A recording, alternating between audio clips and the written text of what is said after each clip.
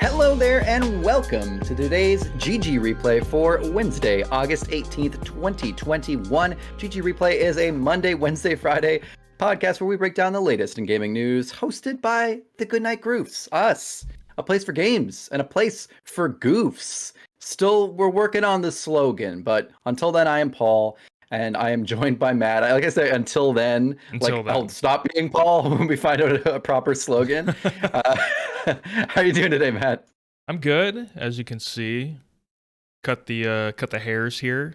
Fresh cut. You know, are you one of those people? You know, when someone's like, "Did you get your hair cut?" You're like, "No, I got them all cut." Are you one of those kind of people? Oh no, I've never said that, but I like that. That's one of the few I like a good dad joke, but that's one of the ones where I'm like, that's good, that's clever. I think it's funny. I, on occasion, will pull that joke out. Yeah, that seems like something you'd be all over. I'm not gonna lie to you. But yes, I got the fresh cut here. It's much shorter now than it was. I always get the classic, just go the 4 on the sides, the 5 on the top. I've done that since I was maybe 15. So yeah, you're like a maintenance. You just do one big haircut and then you let it grow out, and then you do another big haircut. And I have been like that, although I do style the top more, so I keep more long on the top. This is bad to talk about hair the day I'm wearing a hat, but but I do that. But I will say, I'm starting to try to cut my own hair and do it every few weeks, maybe. It's been about a month, probably. I should get to it, but yeah, I'm trying to get a little bit more. Never let it get too crazy, never let it get too short. Just always do it the way I want it. But I don't know, we'll see. I might just end up falling back into the old too short for a while, perfect, and then too long for a while. The classic haircut life. I'm just going to go ahead and say this is it for haircut talk. This is a gaming podcast. This is GG Replay. And actually, we have something really exciting to announce about GG Replay for all of you out there listening. Matt, as you take a sip of coffee, please regale us with our awesome news we have to talk about. Yes, we have an announcement. We're going to have our first ever GG Replay Live. That's how we're branding it. This is going to be for Gamescom 2021 opening night live on August 25th. We'll be on Twitch, twitch.tv/goodnightgroofs. We'll be live watching the show together, reacting. It's going to be myself, Paul, and Mike. Pre-show, we're going to start at 1:30 p.m. Eastern, so that's 30 minutes before the show officially starts. So we'll just be hanging out, maybe predicting what we'll see and stuff like that. And then the VOD is going to be uploaded to YouTube after. So if you can't catch it live, we'll put the VOD up on YouTube for you. And go over to twitch.tv/goodnightgroofs, give it a follow so you'll be alerted when we go live. And there's a link on our website, goodnightgroofs.com as well. So check us out for our first ever GG Replay Live. Love it. So exciting. And I think we are hoping to maybe do some Twitch streaming, play some games on there too at some point too. So yeah, definitely good to give it a follow. Check it out. We will be going live on there more shortly as we get into the fall season. That's really, I feel like it's a good streaming time. That's when you started streaming last year. Yeah, nice little fall mid-October. stream. Yeah, play some scary games. Yeah. All right, Matt. Just before we get started on the real show here, if you come across any necessary corrections, and by you, I don't mean you, Matt, I mean you at home, in today's episode, then send them to ggreplayshow@gmail.com or head down to the YouTube comments below and leave us a comment. Let us know so we can address them in the next episode. Matt, the reviews are in. It is one review today. It is a game a lot of us have been excited for, mainly Mike. Mike's really excited for this game. It's called 12 Minutes. I'm sure we've all heard about it. Interactive time looping story. We have James McAvoy, Daisy Ridley. We have Willem Dafoe. This is an all-star cast in an interesting game, a looping story game. Yeah. Got a 78 on OpenCritic. Out tomorrow, the 19th. I mean, honestly, I was expecting it to get a little more. It's not a bad score by any means. It's going to be day one on Game Pass, which is exciting. I will be playing this game hopefully this week. I'd like to play it. I think it's not going to be a super long experience. So I'm really psyched. But yeah, kind of shocked to see a 78. I was hoping to maybe see it bump a little higher with all those actors involved. Yeah, it's a little bit lower than I was expecting too. I'm thinking I haven't read any of the reviews yet. I don't want to get spoiled by reviews, so I just watched like launch trailer stuff today. I'm thinking that it might just be a little light on actual gameplay. That's kind of what I'm guessing. Where like you're kind of coming from. Like you're kind of stuck in the loop to do like what they tell you, and you're kind of just like experiencing the story that way, That maybe. could be too. Yeah. So, Hmm. but I'm, if it's a good story, I'm excited about that. Yeah. Obviously, good actors, well-known actors doing Hmm. this. So yeah, I'm excited about that. I'm a big James McAvoy. Same. Ever since Split, oh my God, the guy can act He's anything. great. It's Yeah, crazy. yeah. So I'm excited to just experience the story. Whether the gameplay necessarily is great or not. We went over this with Order 1886, Hmm. but that was just aggressively bad gameplay. So as long as Yeah. it's not that, I'll enjoy the story. If it's a little handholdy or whatever, like it'll still be good to just experience the story. Matt and I definitely enjoy playing through some kind of Annapurna style, indie Yeah, story games. So I'm shorter stuff interested in too, something, yeah, shorter bite stuff. So sized. yeah, I'm very interested in taking a bite out of this game when it comes out tomorrow for free, quote unquote, on Game Pass, which is exciting. Let's talk about it. Let's talk about it. Pokemon. It's Pokemon, Pokemon. It was Pokemon Day. I mean, it wasn't actually. There is a gotta catch them Pokemon all. Day. It was not Pokemon Day. Gotta catch them all. Gotta catch all this news about Pokemon. First off, let's talk about the less exciting thing, but still pretty interesting, the more divisive thing. Brilliant Diamond and Shining Pearl. I think some of the hardcores are still a little divided from what I've seen. Maybe not adding some of those like end game mechanics and things like that a lot of people are looking for. I will say, as a casual Pokemon fan, it looks like a blast. It looks really adorable. The little chibi style. Yeah, The art looks really clean. Everything looks, beefed up. It just looks like a nicer, more, I mean, let's be honest. This remake, why should this remake be like a massive 3D undertaking that's like meant to be real? Like, I think it's cool that it's cutesy and kind of takes a little fun style on the original game. Doesn't add maybe that much. It seems like most of the stuff they added, which is interesting, is cosmetic stuff. yeah. They added a style shop where you can change what your character looks like. They added stickers you can put on Pokeballs, I which is love really that. I adorable. love that so Yeah. much. I love that. Did they actually do stuff? Does that make a difference in the game? Yeah, so they'll have effects like when you throw your Pokeball to send your Pokemon out to go fight. It might do like fireworks or like stars or Oh, confetti, a bunch of different stuff. So it affects the way that what you're actually seeing visually happen as well. So I just thought it's a neat little touch. Like they don't have to yeah, do that. It's just a neat little yeah. thing to personalize your Pokemon, your Pokeballs, and make it feel a little bit more like you. I think that's cool. I mean, I mean, if they come out and they make an updated graphic version of the game, put it on its Switch, I mean, let's be honest. I mean, they don't have to do anything, and that would sell great Hmm. anyway. A new generation getting to play that story, especially a game, the DS Pokemon games, especially this brilliant Diamond and Pearl, I feel like maybe didn't get enough play at the time before 3DS kind of came out and steamrolled. So yeah, I think it's really cool to see, and I think it's cool they added some fun stuff. It may not be what everyone was looking for, and I do feel bad for hardcore Pokemon fans maybe still not getting that game they want. But hopefully in the next generation or something, they'll double down. I don't know if that's how they're doing it, but at least you still have all the old games to Yeah. play through and have all that intense stuff they got going on there. Yeah, I Yep. will say the trailer that they put out, the gameplay trailer, probably the best trailer for a Pokemon game that I've seen. It just like really got me hyped. I The thought music that was great. the music, the editing, like Hmm. doing zoomed in parts of the dialogue, the text dialogue, I That thought was was cool. a really cool way to use that. Hmm. Just really good trailer. Even if you're Yeah. not into this game, I recommend checking out the trailer they put out today.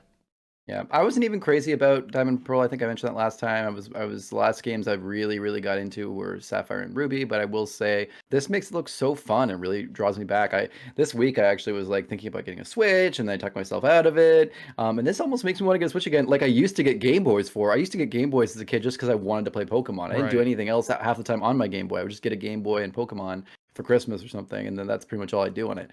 It makes me want to get a Switch or a Switch Lite or something just for Pokemon like I used to for Game Boys because these look so cool. And because they have another game coming out, which we all know about, which is really exciting, which is Legends Arceus. This shit looks nuts. This looks so cool. Initially, it looked a little stuttery, famously had pretty bad FPS on a lot of the characters. This looks so much better. Like, so I mean, I think it's clear. I don't know if anyone saw. I mean, if you saw the trailer, but as they say at the beginning, it's a world before Pokemon and humans really interacted, and their worlds were more separate. They lived on their own. You're kind of the first Pokemon trainer to go out and catalog Pokemon and build out the original Pokedex and Yeah. catch them. And there's fighting, so I mean, there is still the game. There's still basically you're fighting in a Poke battle that is turn-based. It looks in some way. You're still catching Pokemon, but the way you do it is so open. It's Breath of the Wild. I mean, it's what it looks like. The whole game has that feel. The music they use in the trailer has this beautiful, like, it sounds like a Zen garden at first, and then it punches up into like some battle music. It looks like a total blast. Yeah, as far as we know, you're not actually fighting any other trainers in this game because Yes. there really aren't any.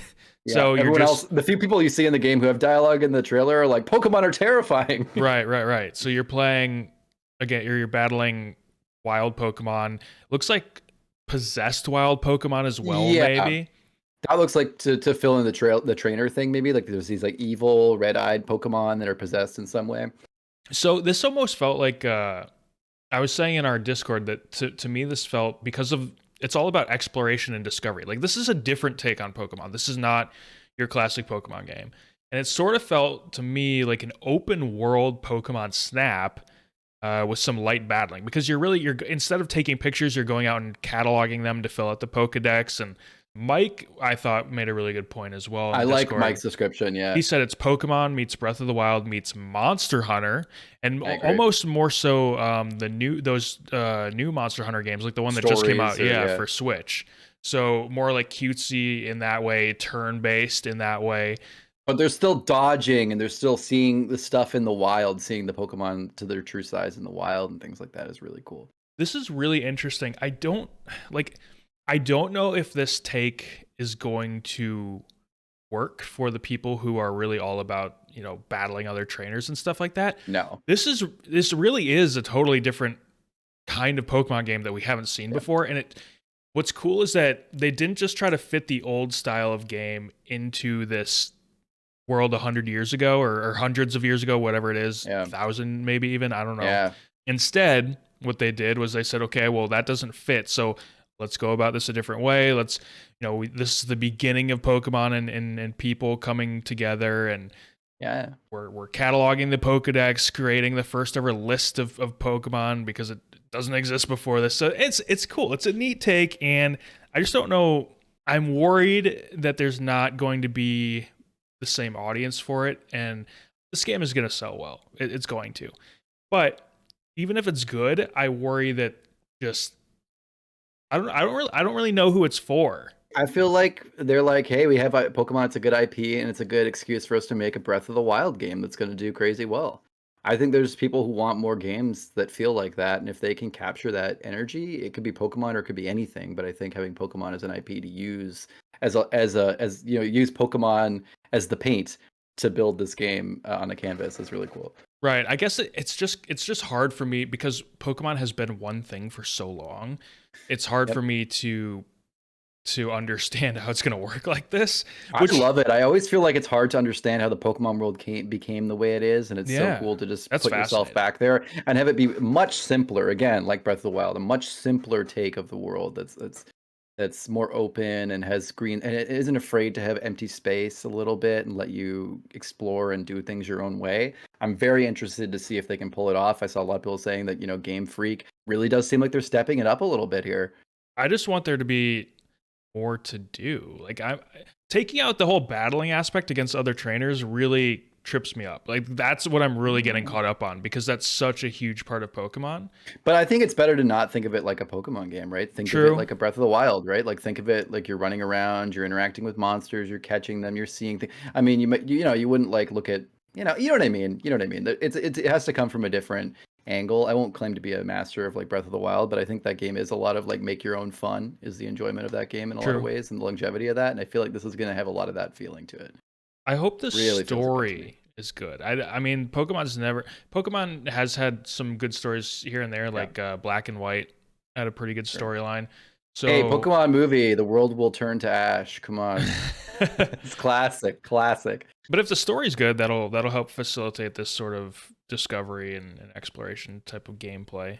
But if the story's not very good, then it's almost going to feel like it's for. Yeah, I get that. I think it will require a little bit of like, imagination maybe, which is cool to see.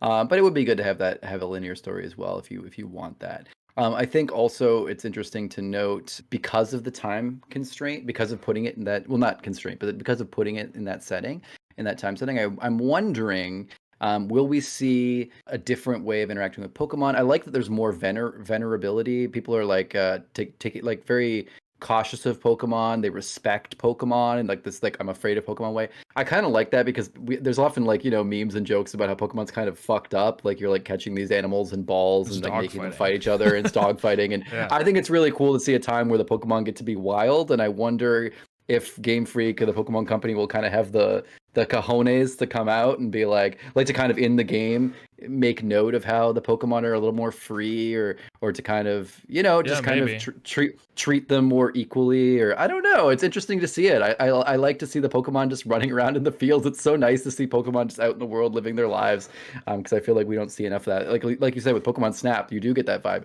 I feel like you're going to see a bunch of wild Pokemon hanging around in herds and things like that. Cut to Alan Grant being like, Yeah. they do move in herds. Yeah, I want to see a bunch of Rhydons just like wandering through a grassy field or something. It's pretty cool. No, that's a great point. I feel like in the show over the years you get a little bit of that, A little bit. but yeah, in the games like up until now, you really just don't see Pokemon just like in their natural habitat hanging out. Yeah. Yeah, exactly.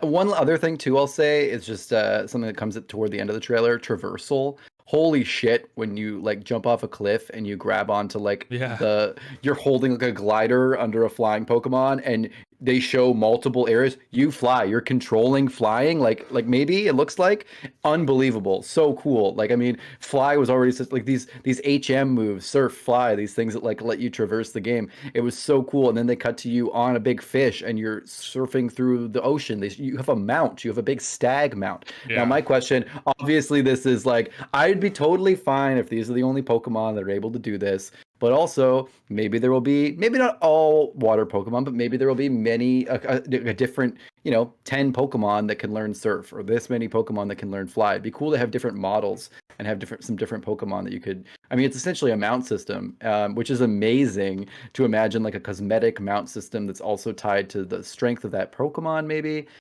that really clinched to me that this could have real legs. This could even be, it's Nintendo, so I mean, we're not going to see it, but this could even be like a really cool like service game, like a games as a service kind of game where Ooh. they sell Okay. like interesting cosmetics and interesting mounts. I'm just seeing like the way that Guild Wars 2 mounts work that are kind of interesting and a little different. This Yeah. this makes me think of this a little bit. You could do something weird with it. Honestly, I think this could feed really well. If this goes well, maybe this could turn into like an MMO light or something, that uses this kind of gameplay style.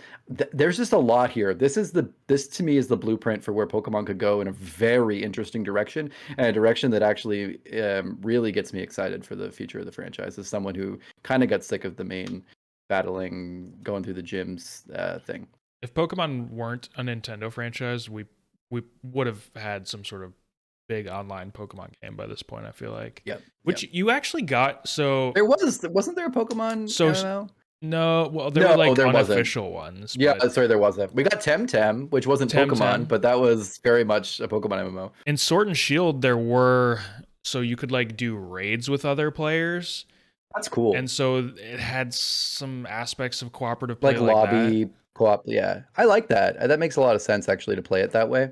Yeah. So I mean that was kind of cool. You definitely, I mean Pokemon is, I mean just look at Temtem. Basically that, but in Pokemon. Like it should be done. It makes so much sense because the whole idea of Pokemon is there's all these trainers running around, and Yeah. it wouldn't work for this game. It wouldn't work because of the whole concept that you were the only trainer. And I think that was smart to do it like that and to build it that way so the world doesn't feel empty when you're in this big RPG world. You're like, where are all the other trainers? Right. It's nice that you're the only one, so it makes sense that you're like kind of in this open world and you're not like, where is everyone? But yeah, I think if you were to build a more modern game, yeah, you should have it lends itself so well to MMO play or something like that, or even again these Destiny MMO like kind of games where you're in a lobby with a bunch of other people in your area and you're all kind of out there. You see them here and there out catching Pokemon with you is pretty cool.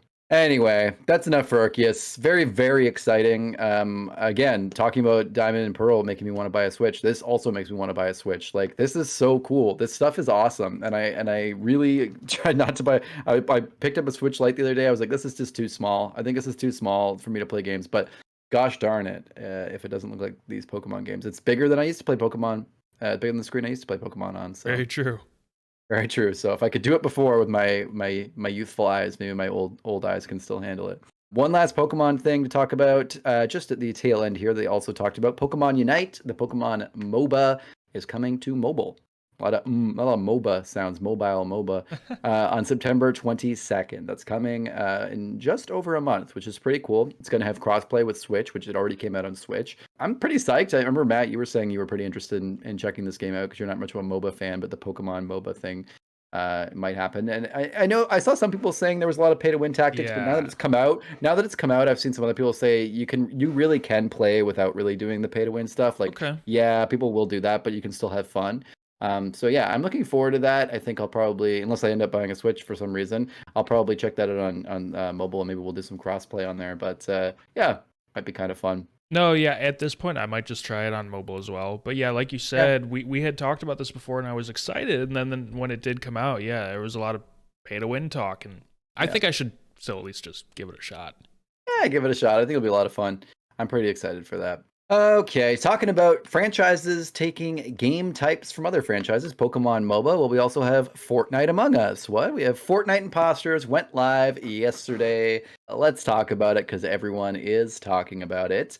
They announced it pretty quick. They just said, hey, it's coming out, and it just came out. It is Among Us. It is the exact same game type, the way that it works, the imposters, the team meetings, everything, but in Fortnite. The Among Us devs have already expressed their displeasure at the mode. They're not happy. What do you think, Matt? Do you think they're right in feeling this way? I mean, listen, I get it. It's pretty blatant. They really didn't improve on it very much in the sense, besides just it being in the Fortnite world in 3D. Otherwise, the game aspects are Among Us pretty heavily. But yeah, what do you think? They can be unhappy about it. Yeah, I mean, they can. But this is how games have worked forever. Among Us isn't even the first of its own kind. So you got games like Mafia, Salem, Trouble in Terrorist Town. Like they didn't invent this genre. So look, Among Us devs, you got to continue to evolve your game. Okay? You can't just stay on top forever. It's not going to happen. It doesn't happen for anyone. Right? People take good ideas and expand on them. This has happened, like I said, in games forever. Blizzard with WoW used to take the best add-ons and just add them into WoW. Yeah. This is how genres are created. Okay, because a game comes out and then another game is made in that same genre, and then more, and then another and another, and now it's a genre. Okay, so this imposter genre, this Among Us genre, this is now a thing. Okay, so this isn't the last one. There's going to be other games taking this idea as well. But yeah, I mean, the Among Us devs, they took to Twitter, they talked about how tiny they are. They're sad indies right now, and okay, you're all millionaires now, so it's gonna be okay. I promise you, it's gonna be okay. What's that meme with Woody Harrelson wiping his tears with money? You'll be okay. All right, and if your game is better than Fortnite's imposter mode, eventually imposter mode will be shut down, and everyone will go back to Among Us.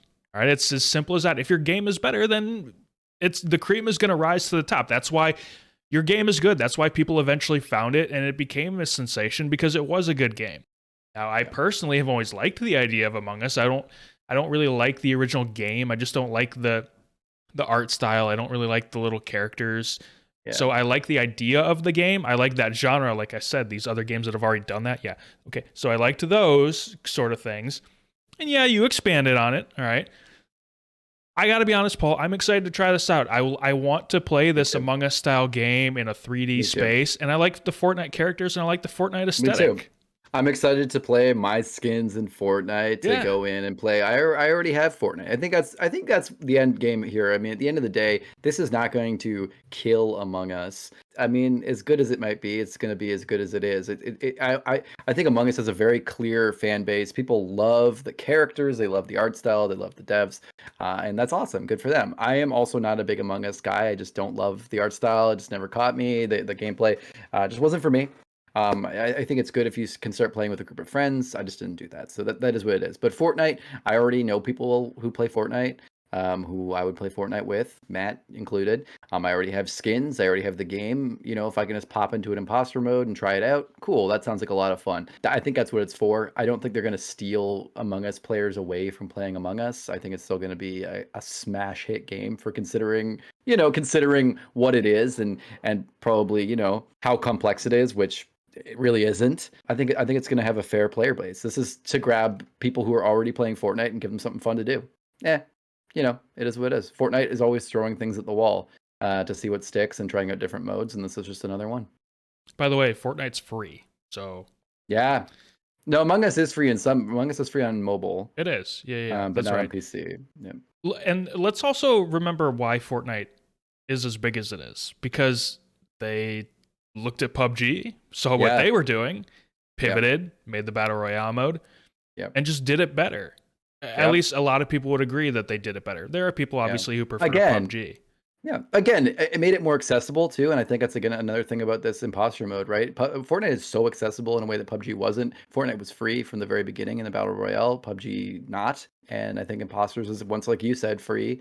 Among Us on PC is not. So again, it's just, and you're already playing Fortnite at this point. Now, unlike before when they were trying to just break out, you weren't playing Save the World and then you moved to Battle Royale. But at this point, there's a legion of kids who can just, pop into imposter mode and have a good time with a fun game mode. Cool. I'd like to see if they can innovate on it. That'd be awesome because it is an interesting game type. It's fun to play these Who's the Killer games. It's a fun party game in real life. It's fun online. To the Among Us devs, if you continue to build onto your game, this is only going to make people more interested in trying out Among Us. If you make Among Us better, people who never would have even tried it but play Fortnite and play this imposter mode and like it, see that you're doing new things in Among Us, they'll go over there. But you have to keep working. That's just how it is. I'm sorry. You have to keep developing your game. You got to Phil Spencer it, man. You got to come out and be like, hey, awesome. I love that there's great competition and people are making more great games for everyone to enjoy. And now we're going to go back to doing what we're doing and kicking butt. Like, you got to come out like that because I think it just comes off a little sour grapes at this point. And I came in initially to this show kind of being like, I feel bad for the Among Us devs. But honestly, it's fair to be like, oh, darn, those guys took some of a lot of our key concepts and use them, but it's like, hey, they're just concepts. You don't own them. Right. And it's fair there's really no competition in this space right now for these imposter games. Nothing like Among Us. So, welcome a little competition. Let's get crazy with it. This could just make it more exciting. It's creating a genre out of something that maybe was only just your game and a couple other people. It's not even gaming, Paul. This happens in everything. I know. Divergent is Hunger Games. Percy Jackson is Harry Potter. This happens everywhere. So they can't. I think maybe the problem is they're like, oh, here's this big conglomerate, and they're just taking everyone's game, taking all the good indie game ideas and turning it into their own. And it's like, well, I don't know. That you just got to deal with that. Maybe go, hey, Fortnite will never be as good as us because they have to water everything down to Fortnite. Make that argument or something. Not like, oh, we'll never beat Fortnite. It's like that's kind of a weird argument to make. Do you not think your game's good? I'm sorry, maybe I'm being a little harsh, but I don't know. I mean, be happy. This never even would have happened if you didn't have a major success anyway. So. Yeah, absolutely. There's always going to be people reaching at you. You're always going to have big companies coming at you. You guys have a lot of resources. I'm excited. Anyway, we've given it too much time. Mostly we're just talking to the Among Us devs who aren't listening. But that being said, I'm excited for imposter mode. It looks like a lot of fun. Really excited to give it a try with you, Matt. I'm sure we can talk about it later in the week or next week. Yeah, I want to try this. I'm excited. Yeah, looks like a lot of fun. Moving on, Call of Duty Vanguard. Pretty exciting. Tomorrow is going to be the big event. Don't forget the Battle of Verdansk. They're going to announce all of the cool stuff and show off things in Warzone. But we also have some news today that alpha testing will begin on the 27th of August for Call of Duty Vanguard, which is pretty cool. And this is like a public alpha, right? People can get in and play this? Yeah, it's free. So I know, I think I read that for the beta, you'll end up having to pre-purchase the game, but this alpha is free. However, there's a caveat here, Paul, and that is that this alpha is only on PlayStation. This doesn't really surprise me. Call of Duty has been having PlayStation exclusives and timed exclusives, or not even that, being advertised as best on PlayStation for a long time. When I think of Call of Duty, I think of, back on the Xbox 360 days, they were so linked, it felt like. It's never felt like a PlayStation thing to me. I guess for It's me, it always kind felt of like has. really Yeah. interesting. It's always felt like an Xbox thing to me, and I almost feel like they with did a that. good job with the marketing in that they've been like, hey, play COD on PlayStation, that I think of that. Yeah, I guess so. It always felt like, when you used to think about like COD being like this broy game or whatever, it Yeah. always sort of went along with the Xbox thing for Xbox me. Live Bros. Yeah. Yep. So I don't know, but maybe you're right. Maybe amongst the general public, it has shifted in the last 5-6 years or so. Yeah, I think the general public probably sees it, which in a way that I also see it is just like the ultimate multi-plat in terms of being True. Xbox and Yeah. PlayStation. I always feel like you can always play COD on anything. It's like they even have COD on phones. It's just like, oh, rock some COD, play some COD. I've always played it on both platforms. I've used different ones to play Call of Duty. It just feels like it just feels like the default shooter at this point, and so I imagine it being on everything. It's funny now that you say that. I've never played Call of Duty on a PlayStation. It's always been on I Xbox know. or PC. I actually said I use both, but that's a lie. I know it's on PlayStation. I've actually only ever played Call of Duty on Xbox. Why would you lie A to our lot of listeners? Call. Why I know. why I would don't you know. lie? I don't know. I'm just like I don't know. I've like seen it on there. I know people who played it on there, but I always played on Xbox. I've always been an Xbox Call of Duty guy. I played a lot of Call of Duty on Xbox too, which is so funny. But I just think about how Activision wants us to think of Call of Duty, and I always think they want us to think of it as being like a PlayStation thing because they got paid to want you to think that. The first game I ever saw on Xbox 360 was Call of Duty 2, and Wow. when I saw that, I was like, okay, well, one, I have to get an Xbox 360. This is amazing, and two, I was like, games are never going to look better than this. How is it possible? This is amazing. This is Yeah. COD 2 back on Yeah. Xbox 360. For sure. I mean, I don't know. They look pretty good. I think they still are getting less and less. Like I think at that console, the Xbox 360, PlayStation 3 kind of thing, we've been much more iterative since then than we were from everything between those ones. So I feel like I agree. the original Xbox was still a little polygony. PS2 that really got everything smoother, and then since then it's just been refinement, refinement, refinement. To the point where if you look now, it looks like garbage, but it still looks closer to games now look closer to the 360 than the 360 looked to like the original Xbox kind of thing. True. Yeah, I Maybe agree with that's that. my I agree with take. I that. don't know. Yeah. Speaking of how great games look, we have, if you can manage to get yourself a GPU, you can enjoy how beautiful games look, or manage to get a PS5 or anything with a GPU. Well, you know what? NVIDIA and AMD aren't the only ones making GPUs anymore. Intel is getting into the GPU game. They've just been recently kind of in the news in the last year or two, getting trounced by AMD finally for their general PC architecture and their CPUs. Now, they're trying to get back in the GPU space. So this is going to be called Intel Arc. And it looks like basically they're working from what they do, but there's Xeon processor, there's XE processors. I don't know how you pronounce that, but they tried to get into that recently. Low powered processors. They had them in laptops and things like that as like an integrated GPU. Now they're adding. They came up with a dedicated GPU called DG1. I guess Okay. discrete graphics 1, and that was in desktops, but it was not gaming ready. So this is DG2. This is going to be supposedly gaming ready. They showed it playing Metro Exodus. Well, they didn't show it. I mean, they showed like a thing showing it playing Metro Exodus. I forget what else. They showed a couple games. PUBG. It looked pretty smooth. Evidently, the first generation, they're codenaming Alchemist. These all have great code names. Alchemist will come out Q1 2022. We'll see about that, but that's exciting to think about. Coming up very soon. That is soon. You know, I mean, to be fair, I think the hopes are that maybe some of these chip shortages might be starting to get sorted out by then. So we'll see. And then some of the future generations they're talking about are called Battle Mage, Celestial, and Druid. So freaking cool. I love that. But yeah, it looks cool. It looks interesting. Supposedly they're using some software that's similar to DLSS on the NVIDIA cards. They're Okay. doing like the super sampling kind of stuff. They're trying to like raise some lower resolution stuff to look a little bit smoother. We'll see. I think that's kind of the general vibe. I mean, Intel's been falling behind a lot in the chip game, to mobile chips, to AMD, to in a lot of ways, in power and also efficiency. They have certainly not been garbage, but they're falling behind. And even Apple isn't using Intel chips anymore. They've moved to their own architecture. So we'll have to see how this gaming chip goes. I'm feeling optimistic. I just think it's cool to get more players in the space, to have AMD and Nvidia, and then also have Intel get in there. If they can make something halfway decent, that's going to be great. And just have another person making GPUs right now would be incredible, because we just don't have enough GPUs, and GPUs are an insane commodity. So I'm excited to see just someone else make something. Yeah, that's pretty much my take. Like, I don't really know a whole lot about this stuff, but I do know that competition is good Yeah. for the consumer.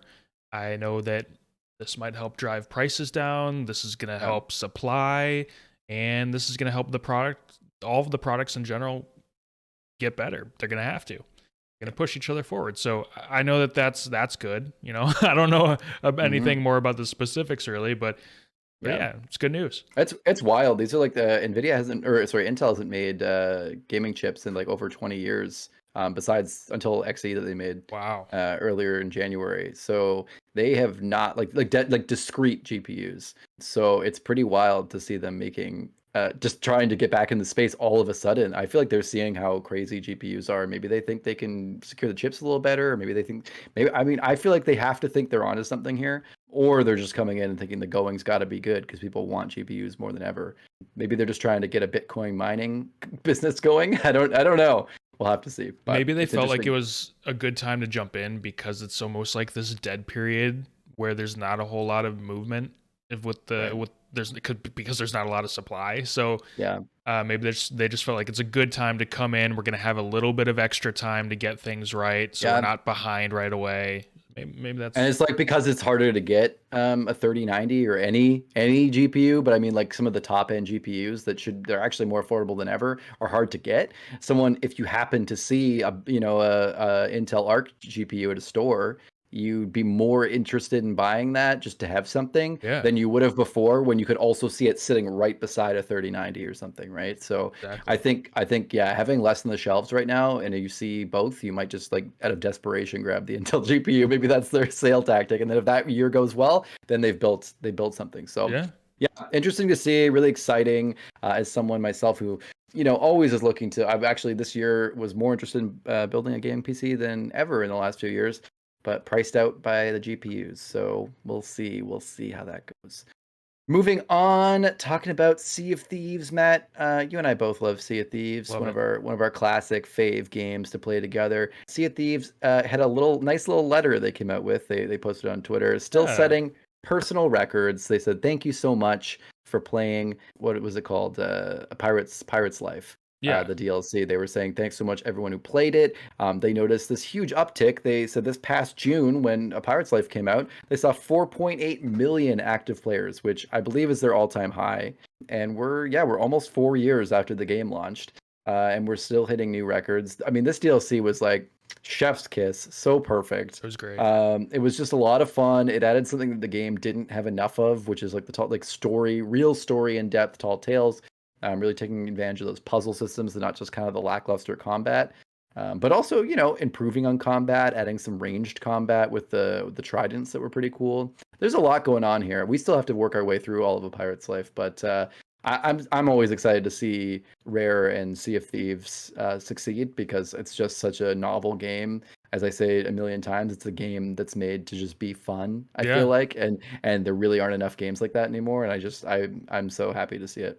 So we started playing Sea of Thieves like a year and a half ago, and I don't even remember why we tried it. It was because a peak pandemic game for us, I think. That was it. Was, but like it was a time when like Sea of Thieves was way on the back burner. Like it was not on the forefront of the conversation, and it really still isn't. But it's crazy how this game has grown so much in the last year and a half, and a lot of it must have been quarantine stuff, but also the Pirate's Life DLC obviously helped it a ton.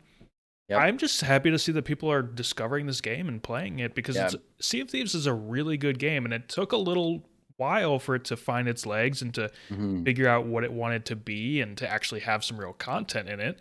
Let's be honest. But now Sea of Thieves is awesome. Like if you go and if you I will say that I don't enjoy playing it solo, but there are people that do. But playing it with friends, I mean, there aren't a lot of games that I enjoy more than Sea of Thieves. Yeah, I agree. It's such a good friend game. It's so beautiful just to be out in the water in your pirate ship, and it doesn't feel bogged down by systems or by, having to get your certain gears better than others. All the gears the same. Everyone has the same stuff. It's all about just cosmetics and enjoying the moment and just being there, and everyone's on this level playing field. It's very nice. It has that kind of the feel, almost like Halo, like the arena shooter thing, in the sense that like, nobody has better gear than you. No one has a loadout. No one has pay to win. It's just like everyone starts the same, and you're all just kind of fucking around, and you're all at the same level. Skill is different, but I mean, in terms of like how your character is, and that's what Sea of Thieves feels too. You all just kind of start out like pirates, and you just have fun. It's a blast. I could talk about it forever. Also, the greatest water physics and water graphics we've ever seen. So cool. So cool. There's nothing better than your ship being on fire and having to like put it out with buckets of water and then bail it out the water after because you have a hole in your ship. Very cool. Again, so simple, but they just nailed some really cool aspects like that really make it feel real. Speaking of another game that was pretty interesting, I feel like in the last year, Biomutant. Yeah. Biomutant has sold 1 million units. This is pretty wild. They announced they broke even after just 1 week of sales, which is congratulations. That's a fantastic thing to feel after 1 week, I'm sure. 1 million units is very healthy, I feel like, for a game that kind of came out of nowhere. Almost like early in marketing felt like kind of like a shovelware, or like a vaporware kind of game that maybe wasn't going to come out, or looked to like kind of too delays too weird, had some delays, really had this weird Eurojank vibe. And it came out, and it was fine. I feel like it really. I saw someone say something interesting recently, which was that Game Pass is really kind of helping to bring back almost this era of AA games. A lot of games that don't maybe cost that much in development. Some indie studios can make them, but they're not like fully 100% those like AAAs that we used to imagine. Right. And I think that's really interesting. And this feels like that kind of thing. This feels like such a AA game. It's not on Game Pass, but I mean, I'm just saying. And I think, that's fine. I think maybe some people thought it was going to be a little bit better, a little bit more polished, say la vie. But it does seem really interesting to me doing something a little bit different than other people. Yeah, I think some expectations for the game were maybe a little bit higher than was realistic. I know we have a buddy who played this game when it first came out, and he liked it then, and so since then they've even patched some things in to make it better experience, more quality life stuff, making things a little bit less irritating as far as like the narrator and all that kind of stuff. Yeah. I think that 1 million units may be a little surprising, just because I feel like the game, people were excited for it, and then the reviews were not good, and so it lost a lot of steam. Yeah. But pun intended.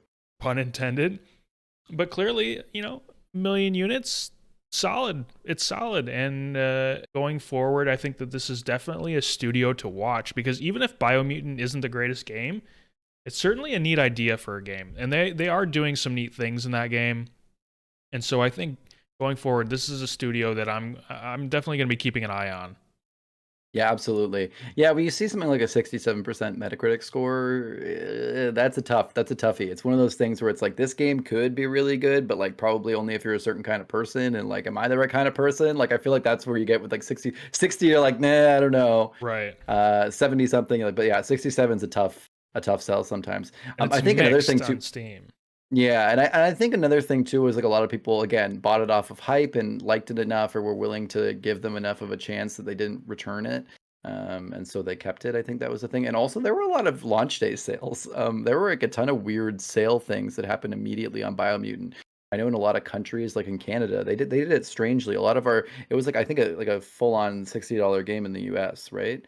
Yeah, so that was weird. So most of our games in Canada, to balance out for pricing, are $80. They're $60 games.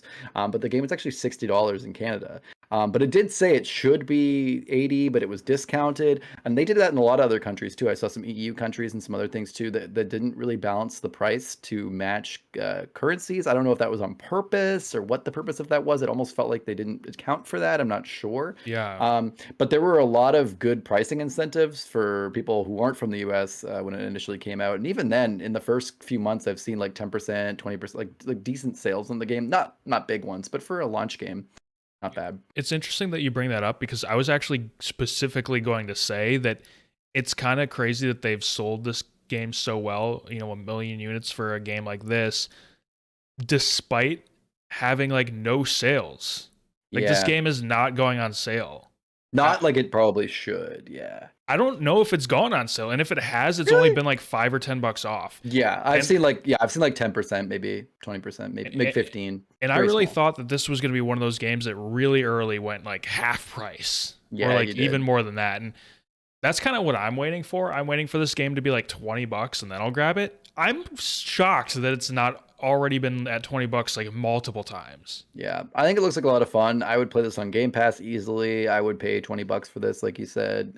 This looks like a really weird, interesting game. I'd like to see more from this developer, like you're also saying. But yeah, I don't know if I'd pay full price. This is something I'll check out later and kind of like, accept that it had its bugs, but it was interesting. Yeah. Well, that is it. That's the tail end of it for GG Replay today. It felt like we were talking for 2 hours. There were so many interesting stories today, which was awesome. So yeah, just a reminder to everyone, if you like what you're listening to or watching on your screen or speakers, and not necessarily in that order, then head on over to www.goodnightgroofs.com. Does anyone say www. Before they say a website anymore? Goodnightgroofs.com. We have blogs, we have podcasts, we have videos, we have all our socials on there with more content posted behind the scenes and memes, the whole thing. So go check it out. And also don't forget to check out our Twitch and give that a follow, because we will be doing our stream for Opening Night Live on August 25th at 1:30 p.m. So make sure to check that out. We will be talking about it in the days leading up to. So if you forget for some reason, don't worry, we'll remind you every GG Replay. And also, if you're listening to this on a podcast app, or if you're watching this on YouTube, make sure to give it a thumbs up, give it a 5-star, give it a review or a comment if you can. Any interaction helps. It's so awesome to hear from everyone, and we really appreciate all the love we get from you guys. And also, reminder, last thing, we do have a Patreon. No pressure, because we do appreciate anything is good. But if you're feeling extra generous, we do have a $1, $3, and $5 tier. $3 gets you early access to our all-encompassing gaming podcast, Game Groofs, which comes out on Sunday. But if you pay $3 a month, you can get it on Friday. Also a bunch of other awesome things, like getting to talk to us a little bit early, getting special shout outs in the shows. Really important and fun stuff for our super fans, if we have any, which we do. We do have a few super fans, so we appreciate all of you out there. Matt, do you have anything else to say before we sign off the replay today? No, just welcome to all the new audio listeners. We've had a bunch of new ones over the last 2 weeks. Yes. Thank you guys so much for listening, and hopefully we can meet you during the live stream on the 25th. Yeah, we'd love to talk to people. We really hope to see some people who listen that we don't often hear from in our live stream. That would be really cool. We have actually doubled our monthly listener count, I think, in the last few weeks. So tripled it, probably. Yeah, probably tripled it, which is awesome. So really, really cool to see. It's not just our wives and moms listening anymore. We actually do have some listeners. So appreciate everyone out there who is listening. We can't thank you enough for just letting us talk, not just into the void and to each other. So we really appreciate it. That is going to be it for today's GG Replay for Wednesday, August 18th, 2021. We will see you all on Friday for a nice laid back time where we discuss the latest in gaming news once again. Good night.